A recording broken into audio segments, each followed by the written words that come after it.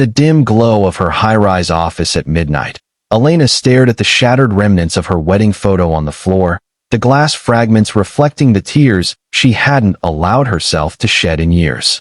The betrayal hit like a fresh wound, her husband's affair exposed in a careless email, just as she was closing the biggest deal of her career. "How could I be so blind?" she whispered to the empty room, her chest heaving with sobs that echoed the hollowness inside.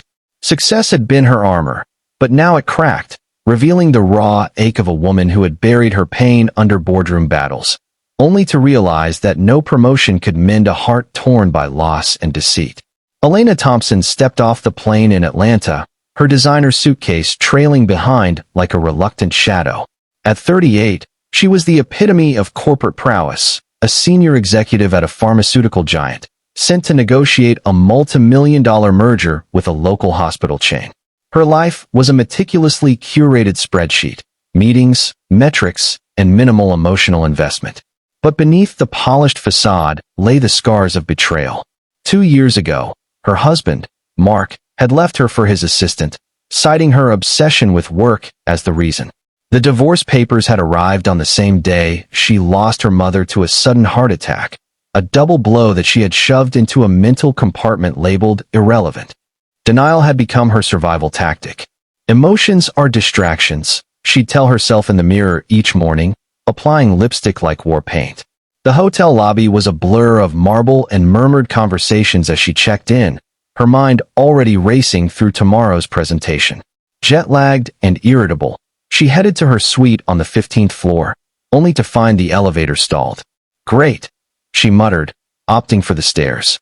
As she climbed, her heels clicking against the concrete, she replayed the merger details in her head, profit margins, market shares, anything to drown out the persistent whisper of loneliness that had followed her since the divorce. It was on the third-floor landing that she heard it, a muffled sob, raw and unfiltered, echoing from the janitor's closet. Curiosity, or perhaps a flicker of her buried empathy, drew her closer.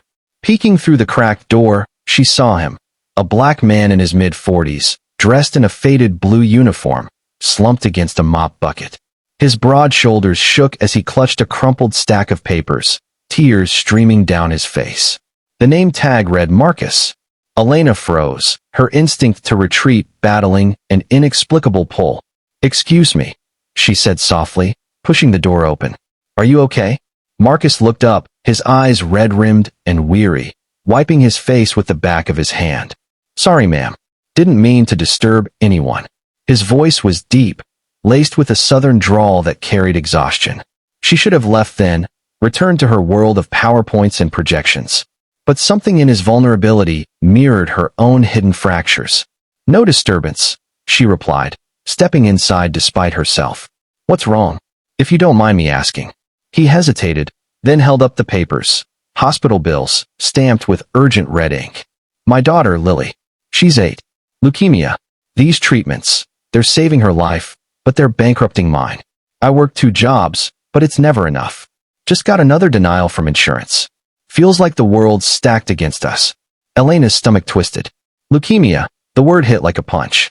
Her mother had battled cancer before the heart attack, and Elena had been too busy to visit more than once. Guilt, long suppressed, bubbled up. "That's awful," she said, her voice cracking slightly. But denial kicked in. "There must be programs, assistance. Have you tried fundraising?" Marcus chuckled bitterly, shaking his head. "Tried it all.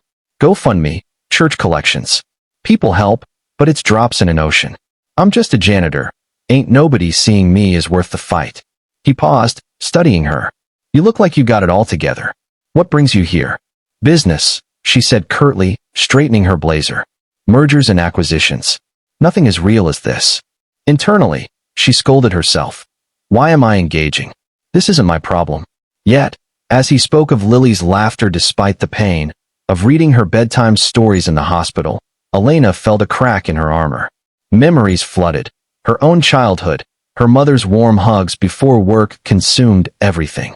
"I should go," she said abruptly, turning away. That night, in her suite, denial gave way to pain. She paced the room, the Bill's image haunting her. "It's not my fight," she whispered. But tears came unbidden, hot and relentless. She thought of Mark's betrayal, how she'd buried the hurt in work, pretending it didn't matter. The pain surged, waves of regret for missed moments with her mother, for a marriage built on illusions. Why did everything good slip away? Curled on the bed, she sobbed, the first real cry since the divorce. It was agony, this unraveling, but in the darkness, a small voice emerged. Maybe pain is the first step to feeling again. The next day, the merger meeting dragged on, but Elena's focus wavered. During a break, she overheard colleagues dismissing community outreach as PR fluff. It stung. On impulse, she searched her company's database for pro bono programs. Nothing substantial. Frustration mounted. Why was the system so indifferent? That evening, she found herself back at the hotel, seeking Marcus. He was mopping the lobby, humming softly. "Hey," she said, offering a tentative smile. "How's Lily today?" He brightened slightly. "Fighting, as always. Drew me a picture, says I'm her superhero." He pulled out his phone, showing a crayon sketch of a caped figure. Elena swallowed hard. "She's lucky to have you." They talked about fatherhood's joys and burdens, about systemic inequalities that made healthcare a luxury. Marcus shared stories of his late wife, lost to complications during Lily's birth, how grief had nearly broken him, but love kept him going. "You can't deny the hurt forever," he said wisely. "It'll eat you alive." His words pierced her denial. That night, pain fully enveloped her. She journaled furiously, the betrayal, the loss, the failure to be present. Small victories emerged, a call to an old friend, admitting vulnerability for the first time. But the ache was profound, a storm long overdue.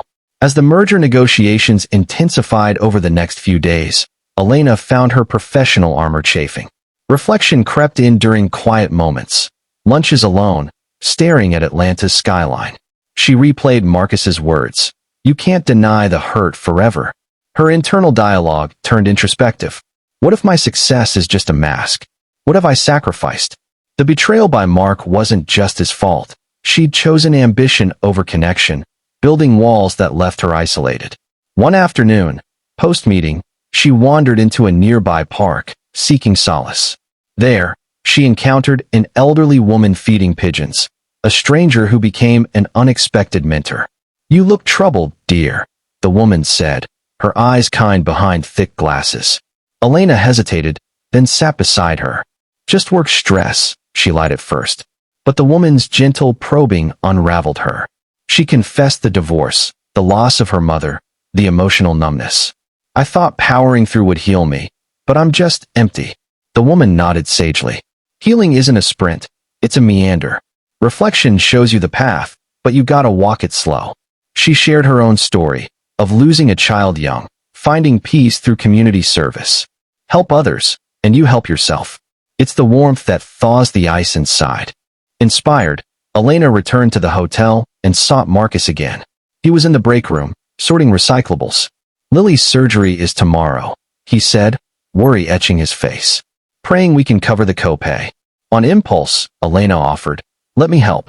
She pulled out her laptop, researching grants and connecting him with her company's charitable arm, something she'd previously ignored. It was a small victory. Within hours, they'd applied for aid that could ease his burden. Marcus's gratitude was profound. "Why you doing this? You don't know us." "Because I see myself in you," she admitted. "I've been in pain too, pretending it's not there." Reflection deepened as they talked late into the night. Marcus spoke of his daughter's resilience, how Lily's smiles amid chemo taught him hope. "Kids got a way of showing us what's real," he said. "They don't overthink. They just feel and grow." Elena visited the hospital the next day, a bold step into vulnerability. Lily, bald from treatment but bright-eyed, greeted her with a hug. "Daddy says you're a boss lady," the girl giggled, offering a handmade bracelet. The child's innocence sparked warmth in Elena, a realization that joy could coexist with sorrow. Internal monologues shifted. "Maybe I'm not broken. Maybe I'm just bent, and bending back takes time." Back in her room, reflection turned to action. She called her ex-husband, not for reconciliation, but closure. "I forgive you, and myself," she said, tears flowing freely. Pain lingered, but it no longer defined her. Small victories accumulated. Skipping a late-night work email to journal, reaching out to estranged friends, even volunteering at a local shelter. As the merger wrapped up successfully, Elena proposed an addendum, a fund for underserved patients, inspired by Marcus and Lily. Her bosses, surprised by her passion, agreed. It was growth manifesting, transforming personal wounds into communal healing. On her last night, Marcus invited her to dinner at his modest home. Lily, post-surgery and recovering, beamed from the couch. "You're like a fairy godmother," she said. Elena laughed, tears in her eyes. "No, you're the magic one." Over soul food, they shared stories. Marcus of his ancestors' strength against odds, Elena of her mother's unspoken love. Wisdom flowed.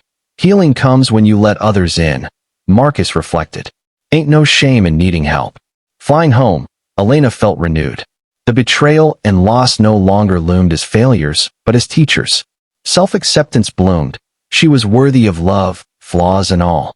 Emotional peace settled like a warm blanket, promising renewal. In the quiet of the cabin, she whispered, "I'm ready to live again."